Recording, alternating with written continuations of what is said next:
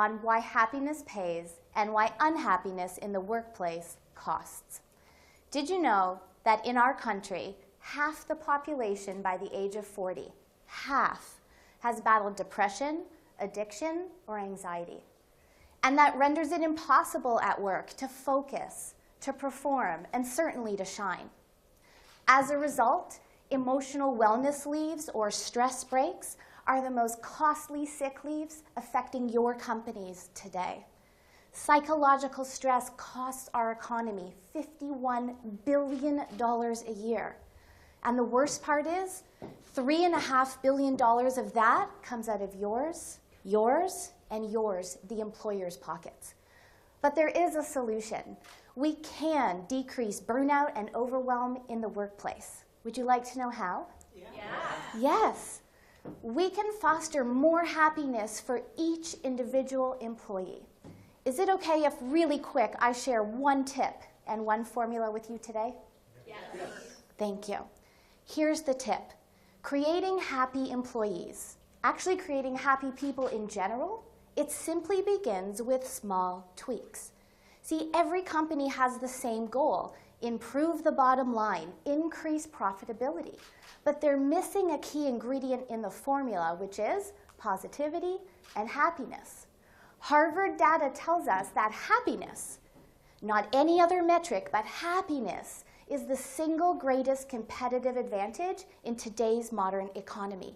But most companies are missing out. Are you ready for the formula? Yes. Positivity, or in other words, happiness, leads to productivity, and productivity leads to profitability, what we all want. Let's run that one more time. Positivity leads to productivity, and productivity leads to what? Profitability. Now, I know it is a big request, and it sounds like a tall order to ask you to literally raise the mood of every single individual in your company. But remember, happiness begins with small tweaks. The problem is most companies want to solve problems overnight. It's like me wanting to take off 30 pounds in a weekend on a fad diet. If it's unrealistic, then it's unsustainable, and we are bound to fail. Last year, I took off 30 pounds in 30 weeks, implementing small tweaks consistently day after day. But let me share with you a more corporate example of small tweaks. A year ago, I met one of my favorite clients, and for today, we'll call her Anna. When I met Anna, she had just begun her psychological stress leave from work. When Anna left work, she was on medication for depression and anxiety. Her employer thought she'd be back in 3 months. She wasn't sure if she'd be back at all, and I got her back in 3 weeks. How did we do that?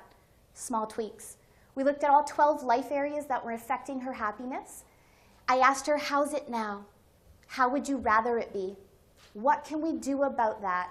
But more importantly, what will we do about that? Just one small tweak, just today, and then just tomorrow, and then just the next day.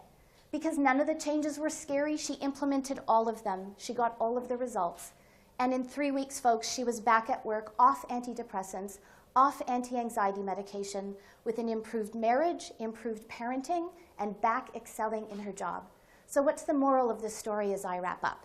Happiness is possible. Happiness for your organization is crucial. And the same 9 hours I gave to Anna in private consult are the same 9 hours I bring into companies so we can safeguard your entire team. Why treat burnout when we can prevent it? Please remember, small tweaks lead to great gains, and happy people lead to happy and profitable companies. Thank you.